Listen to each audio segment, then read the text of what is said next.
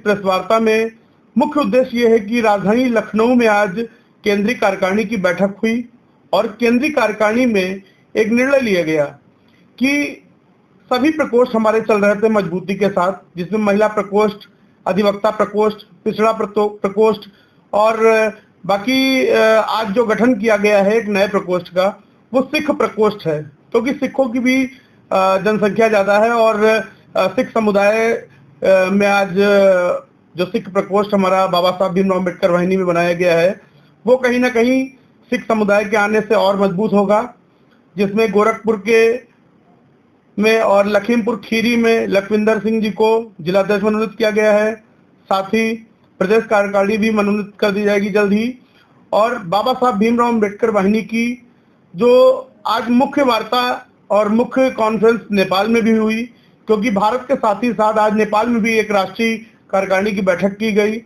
जिसमें मणिश्वर गौतम जी द्वारा, जो वहाँ के राष्ट्रीय अध्यक्ष हैं, उन्होंने नेपाल के काठमांडू में अपना मुख्यालय बनाने का निर्णय लिया और बहुत जल्द ही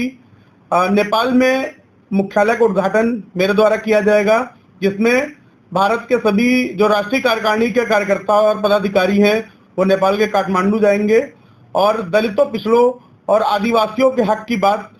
और उनका मुद्दा उठाने का कार्य किया जाएगा, क्योंकि बाबा साहब भीमराव अम्बेडकर वाहिनी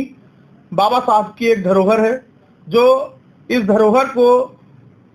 जमीन से लेकर आसमान तक पहुंचाने का काम बाबा साहब के सभी सिपाही करेंगे। और जितने अम्बेडकरवादी हैं वो दलितों, पिछड़ों और अल्पसंख्यकों के साथ हैं। और रही बात अम्बेडकर वाहिनी की कि इसमें दलित, पिछड़े और आदिवासी ही क्यों हैं, इसमें सभी समाज के हैं। आज कमलेंद्र तिवारी जी को राष्ट्रीय सचिव मनोनीत किया गया है, जो राजस्थान के हैं।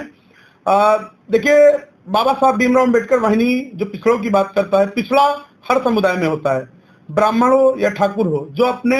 हकों से वंचित हो गया है, जिनको उनके हक नहीं मिल पा रहे हैं, वो अपने समाज से पिछड़ गए हैं, इसलिए उनको भी पिछड़ा कहा जा सकता है। इसीलिए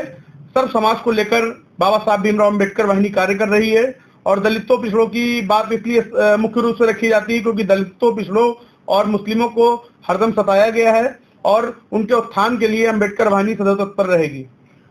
देखिए, जब चुनाव आता है, चुनाव की बात की जाए तो पहले सरकार के पास सिर्फ एक मुद्दा रहता था, मंदिर और मस्जिद। खासकर भाजपा के पास मंदिर मस्जिद का मुद्दा रहता था, उन मुद्दों पर चुनाव लड़ा जाता था। फिर आतंकवाद और जातंकवाद पर का मुद्दा बनने लगा कि आतंकवाद फैल रहा है, लेकिन साथ ही साथ कहीं ना कहीं देखा जाए जातंकवाद भी फैल रहा है। और पिछड़ों की अगर बात की जाए, दलितों की बात की जाए, तो कहीं ना कहीं राजनीतिक दल जो भी हैं वो चुनाव के समय दलितों, पिछड़ों को हिंदू की श्रेणी में डालते हैं और उनको अपना मतदान से मतलब होता है कि चुनाव में उनको चुनने के लिए हिंदू बनाया जाता है, बाकी समय वो पिछड़ा और दलित नाम से संबोधित किए जाते हैं। देखिए, पहली चीज तो बाबा साहब भीमराव अम्बेडकर वाहिनी एक मिशनरी संगठन है जो बाबा साहब के मिशन को आगे बढ़ाने के लिए है, कोई राजनीतिक दल नहीं है। हाँ, अगर राजनीतिक दल की बात की जाए तो अम्बेडकर वाहिनी सिर्फ उसी राजनीतिक दल का समर्थन करेगी जो बाबा साहब के मिशन और दलितों, पिछड़ों और अल्पसंख्यकों के हक की बात करेगा और उनको न्याय दिलाने और उनको सम्मान दिलाने का कार्य करेगा। क्योंकि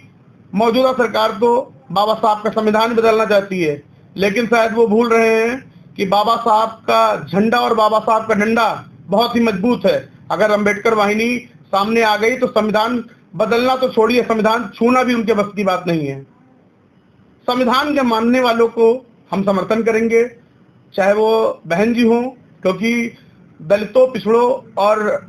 आदिवासियों, मुस्लिमों की मसीहा के रूप में आयरन लेडी बहन जी हमारी, जिन्होंने